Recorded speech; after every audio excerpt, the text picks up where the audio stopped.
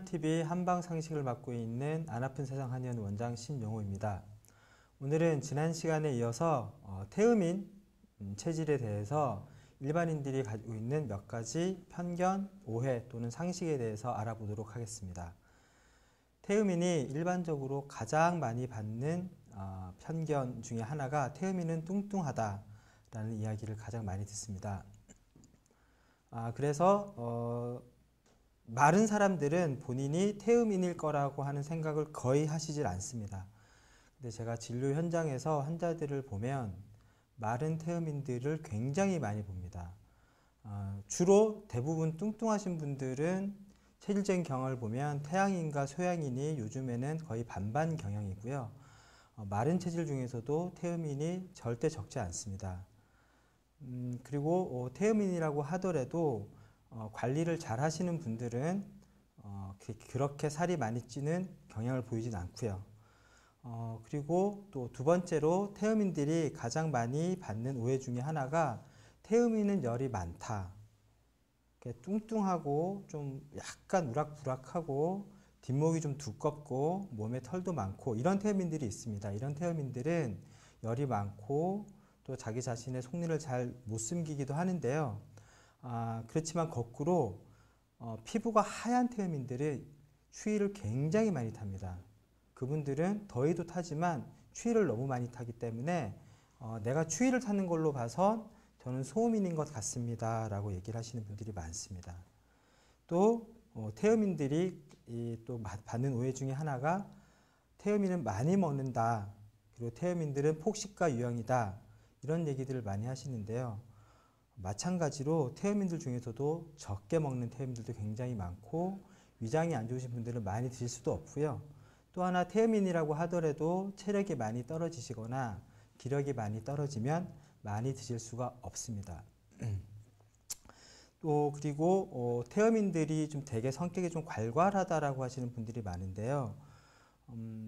저희가 얘기하는 전형적인 현모양처 유형 중에 태음인이 굉장히 많습니다. 이분들은 정말 남이 봐도 굉장히 조용하시고 굉장히 참하시고요.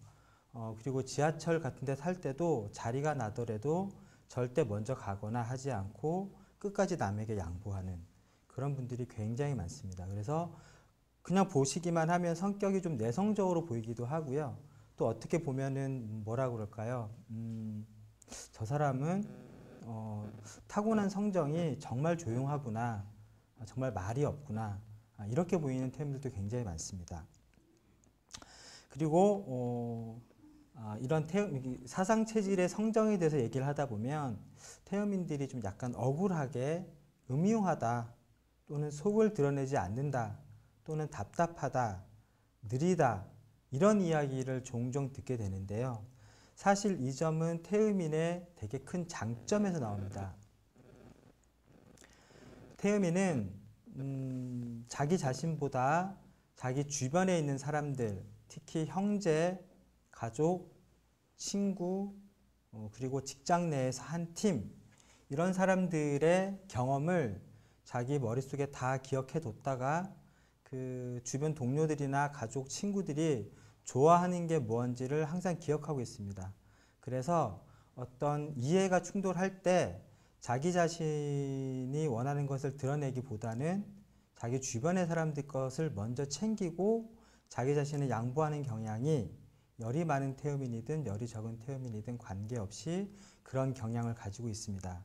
그래서 대화를 할 때 태음인은 자기 이야기를 하지 않고 남들이 원하는 게 무언지를 먼저 챙기기 때문에 그것이 마치 자기 속을 드러내지 않는 것처럼 보일 수도 있고 자기 주장을 하지 않는 것처럼 보일 수도 있습니다. 이건 태음인의 가장 큰 장점에서 일륜을 챙기는 가장 큰 장점에서 나오는 오해라고 할 수 있겠습니다.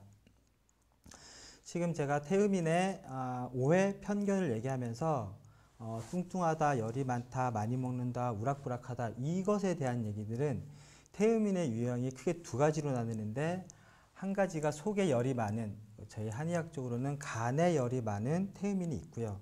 또 오른쪽에 보면은 마르다, 피부가 흰 태음인, 추위를 많이 탄다, 그렇게 많이 먹진 않는다, 현모양처형 태음인이다. 이런 태음인들은 표한이라고 하는데요.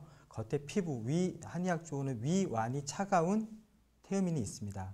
그래서 둘을 겉으로 드러내게 보면은 비슷하게 보일 때도 있지만 표면적으로는 거의 비슷하게 보이지 않는 경우도 굉장히 많습니다.